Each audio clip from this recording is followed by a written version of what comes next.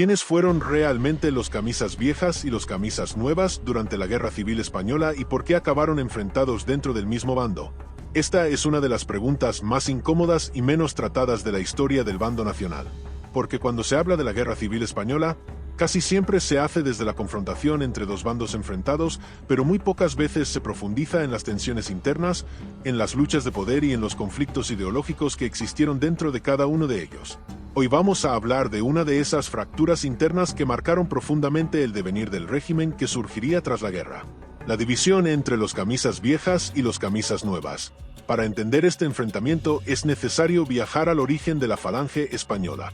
Fundada en 1933 por José Antonio Primo de Rivera, la Falange nace como un movimiento revolucionario, nacional y sindicalista, profundamente crítico tanto con el liberalismo como con el marxismo. Sus primeros militantes, los llamados camisas viejas, eran pocos, pero muy ideologizados, jóvenes en su mayoría, comprometidos con una idea radical de España, dispuestos al sacrificio y a la violencia si era necesario. Para ellos, la Falange no era un partido más, era una misión histórica. Cuando estalla la Guerra Civil en julio de 1936, la Falange es aún un movimiento minoritario, pero muy activo.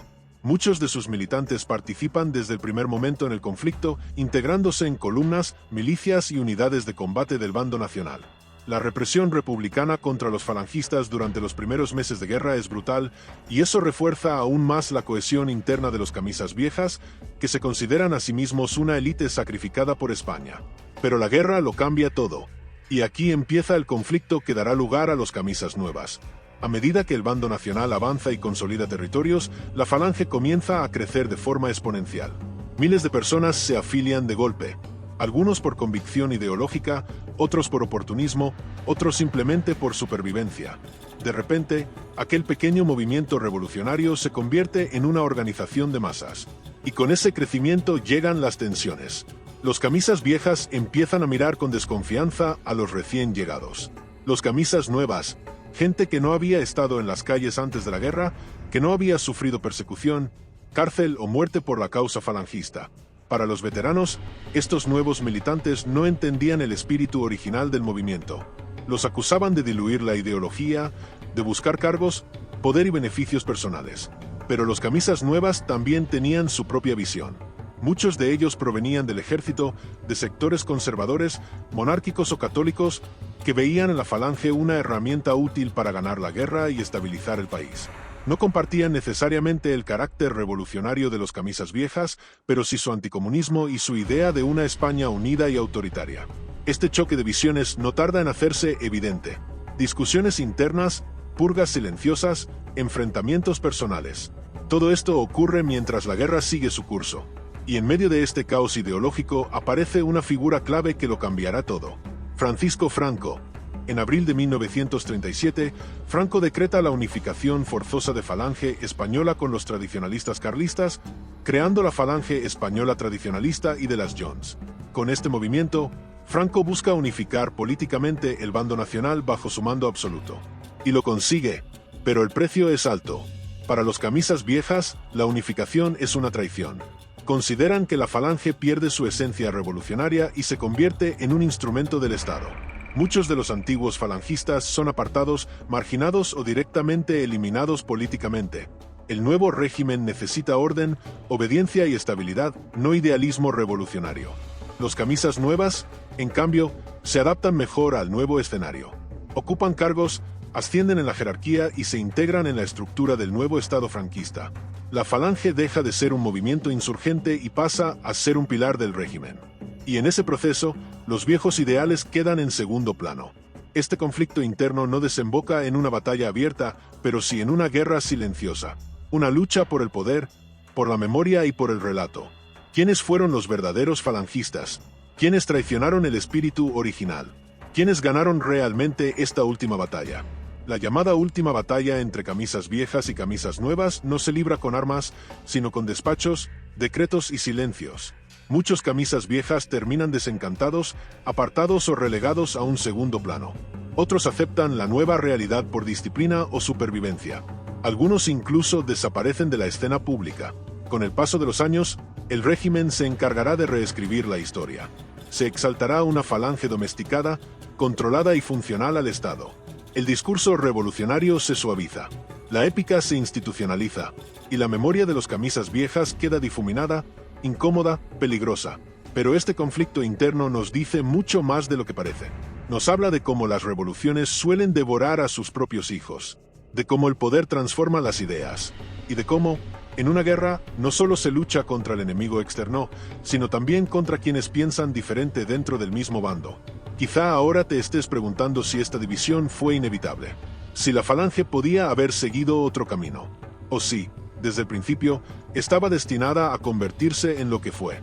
Estas preguntas no tienen respuestas fáciles, pero son fundamentales para entender la historia de la España del siglo XX. Hoy, hablar de los camisas viejas y los camisas nuevas sigue siendo una cuestión incómoda incluso décadas después del final de la Guerra Civil Española. Y lo es porque obliga a romper con los relatos simples, con las versiones reducidas de la historia que dividen el pasado en buenos y malos, vencedores y vencidos, sin matices ni contradicciones.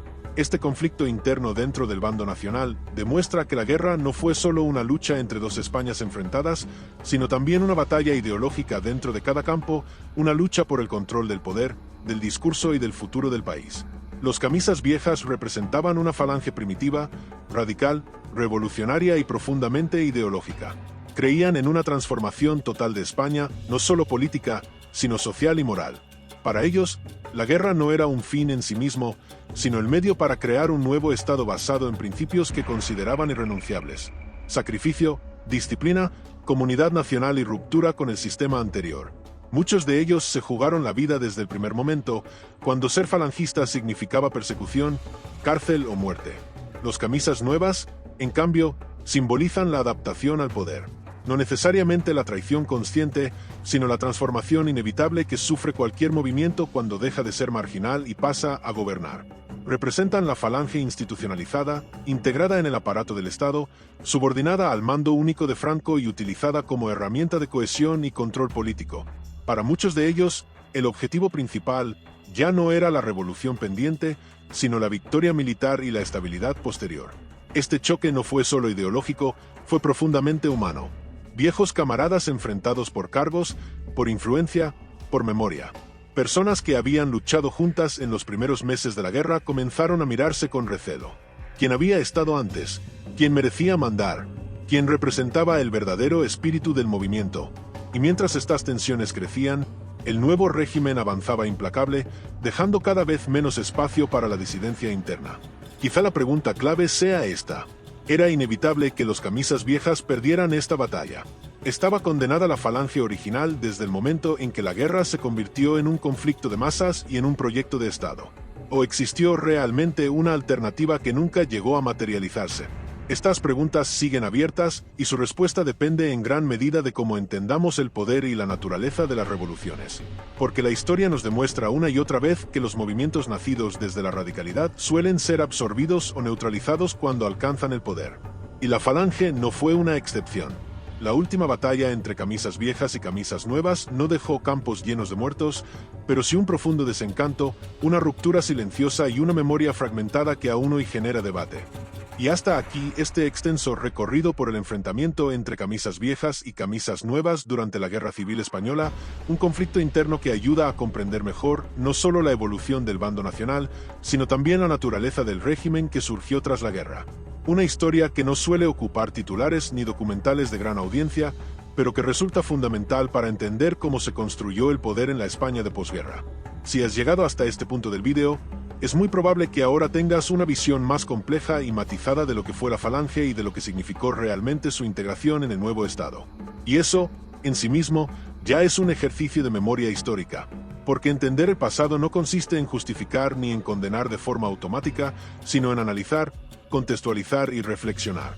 Tal vez ahora te preguntes cuántos otros episodios similares permanecen ocultos bajo capas de propaganda, silencio o simplificación. ¿Cuántas historias internas, conflictos olvidados y luchas de poder siguen esperando a ser contadas con calma y profundidad? Esa es precisamente la razón de ser de este canal. Dar espacio a esas historias que no encajan fácilmente en los relatos más conocidos. Si este video te ha aportado algo, si te ha hecho pensar, cuestionar o simplemente aprender algo nuevo, te invito a apoyar este proyecto. Suscribirte es una forma directa de ayudar a que este tipo de contenido siga creciendo. Deja tu opinión en los comentarios, aunque sea crítica, porque el debate también forma parte de la historia. Y comparte este video si crees que puede interesar a alguien más. La historia solo permanece viva cuando se transmite. Aquí seguiremos, analizando el pasado sin miedo a los matices, abordando temas complejos con rigor y respeto, y dando voz a episodios que no deberían quedar relegados al olvido. Gracias por acompañarme hasta el final, por escuchar con atención y por querer entender la historia más allá de los tópicos. Nos vemos en el próximo video.